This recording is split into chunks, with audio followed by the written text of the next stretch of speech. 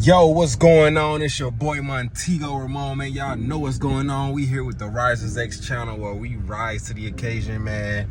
It is Friday. The market is absolutely closed right now.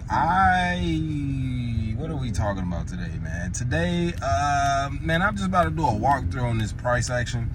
I can show you all a couple of trades I just absolutely messed up. Had the direction right, messed up my entries, got a little confused psychology wise, and then price just absolutely just went in my favor and left me behind. That's what happened. So I'll talk about exactly what happened. So as you all can see, actually I was in longs here. As you all can see, I was in longs. And then price basically tanked on me. I got out about right there. I might have actually took profit on this. Okay, I took a small profit on this one. But as you can see, price turned around. This is not the trade I actually wanted to talk about. I think the trade was here from last night. Yeah, so basically I was in sales. I was looking to capitalize on this area here, right? So I was looking to capitalize on this area here. I took sales on this entry right here.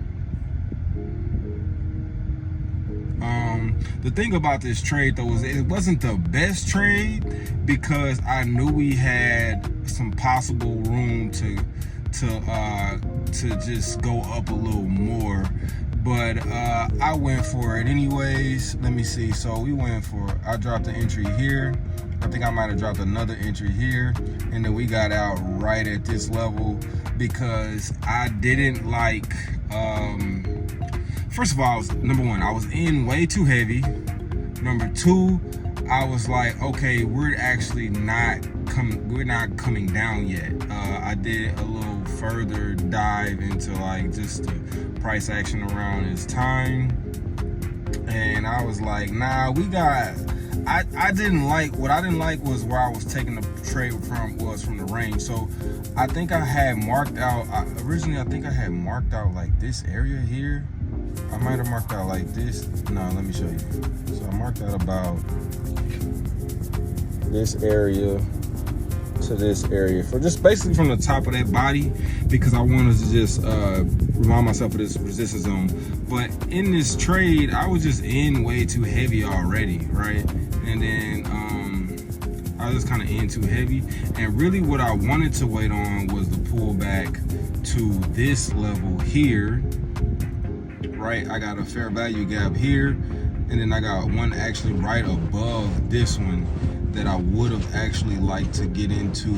That was a much better, it would have been a much better entry than taking this one down here. This one, I just went ahead and went for it in the lower time frame just to see if we might get that before we pull back, right? So what ended up happening? We went for a sale here.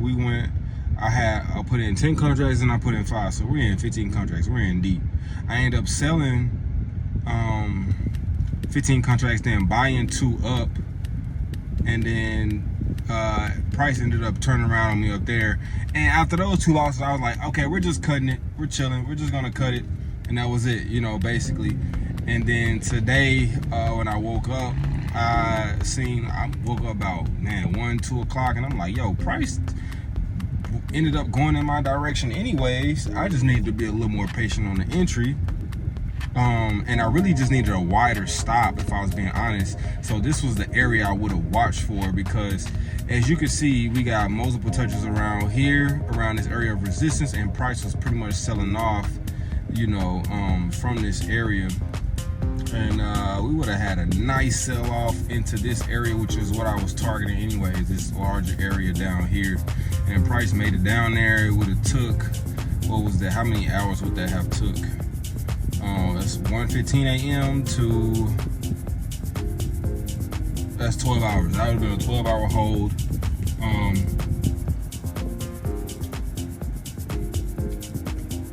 but it didn't matter. I was asleep, and that would have been perfect as I was targeting this area down here. I just didn't, and that's why I don't like buying, or sometimes I would try the shorter term trades, and I'll just try to keep my risk down. I went way too heavy in here. I was way too overconfident on this move. And that's something I need to watch out for, being way too overconfident. And then I should have had a wider stop. There's much more room for price to pull back for me to get an even better entry as well. There was an area right above here, right? I could have got a better entry, though price didn't come up there far, but it definitely came back to this area right here, which is probably like an order block or something. Probably like an order block, and then price ended up selling off after multiple rejections in this area. And then as you can see, as we got the rejection, we got plenty of entries I could have took. This was a good one here. We got a small, very small fair value gap. I'm on the 5 minute. We got a very small fair value gap fill right here. I just would need to have stops right above this level. Safest place would have been above this level, but at least above this one. Boom. We're looking for at least a 1 to 3, maybe fill this area. We could have, I'm sure there's more fair value gaps down here. We could have targeted this support level right here. We could have targeted this liquidity area beneath here. We could have targeted this higher time frame fair value gap down here, which would have been a longer hold, giving us something like a 1 to 15, something like that, 1 to 14. But any of those was looking good. And so we missed that trade, and that's cool, man. And I like right now, I got the bread to get a live account or get a prop firm account, but I didn't want to do it. I'm really working on finding a nice flow and really getting better with just being selecting my trades, right? So I just kind of want to work on that a little more and really just build that habit of, as much as possible, build that habit and build that flow of basically taking the trades from these higher time frame areas of support and resistance, and then looking for the entry model. My bad, I gotta put my tablet on the charger, guys, so that's happening right now. So we gotta do that. We on 25%. It's not bad, but I don't want to get too low on me as I start doing the editing and stuff like that, because I edit, obviously y'all probably know I edit my own videos, and yeah, we, do my own thing on that, write all my descriptions and do all the metadata and all those things, right? So that would have been a nice trade. And it was just hella entries in here, man. There was a lot. The New York Open was looking beautiful. I think this thing is on Los Angeles times. I used to live in Los Angeles, so there was a nice entry right here. Tops could have been up here. Could have got you a 1 to 3 or more. Could have held down to this level. Maybe one of these would have been good. Cool. Still a 1 to 6, 1 to 7. That's still a beautiful, nice risk to reward trade. Really, it's been a really easy week of trading, and I was just messing up a lot of entries. Like even here, like what was this? What day was this? This was Thursday. Messed up this trade. We took the sell right here. It pulled back. I'm in heavy. So that's been my biggest issue. In too heavy, I can't even handle the loss. You know what I mean? Or sometimes I might have too tight of a stop, and that's cool. But coming in right here, we had a nice entry right here. Let me show y'all this huge fair value gap right here. We had a pullback into the area. Stops would have just been right above this area right here, or even right here. Still would have got a 1 to 15 on this crazy trade, man. Down into an area I marked off, right? Down into an area I marked off. Still would have been a nice trade. And so it's just gonna take a little patience, reducing my risk, right? So I might have to go to trading micros instead of the minis, so I can give myself a little more room to weather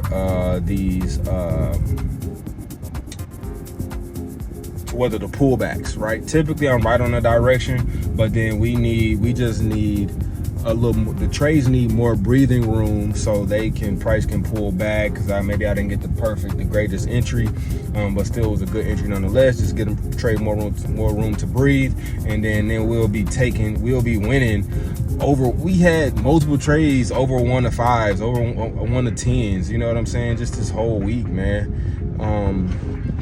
What was this right here? This trade right here was a sell. I just sold 1 contract, ended up going against me as a loss. Sold 5 here. Pretty much broke even on that one. I think that was a dub, actually. Small dub, pretty much broke even. We had what was this? Sell. Then we ended up buying up here. That was a loss. What was that? We went long here. Hold on, maybe. Well, did we go long? What happened? This was a sell. I don't know. I don't even remember taking these trades like that. This was a sell. This was a sell. This is like this went against me. We did have one nice dub this week. We missed hella good moves, man. Hold on, bro. Maybe I'm going back way too far. Anyways, this is on NQ. We had a nice win on ES this week, though. Let me see where that dub was. That was a long. Was this one for buys? Basically, a small win. Basically, a break even. That's all right. This was a nice dub. Yeah, we went for a sell on 9s. Then we bought down here after it took that drop, tumble right back into this range, then just completely fell early. You know what I mean? Like, bro, we just gotta stay on top of it, continue tracking these trades. We're doing really, I would say, I'm feeling like we're improving, because maybe it wasn't the best week as far as like wins and losses, but we're seeing the areas where we can improve and make these minor adjustments that will really take our trading to another level, as far as like, because just little things like if I would have gave the trade a little more breathing room, by utilizing my supporting resistance areas, and then dropping my my position size, we would have had some nice dubs, because overall we predicted the area going right, the direction correctly, but we just didn't. It was those 2 minor things we really messed up on, right? I would say that's all for the most part. That's what I'm saying.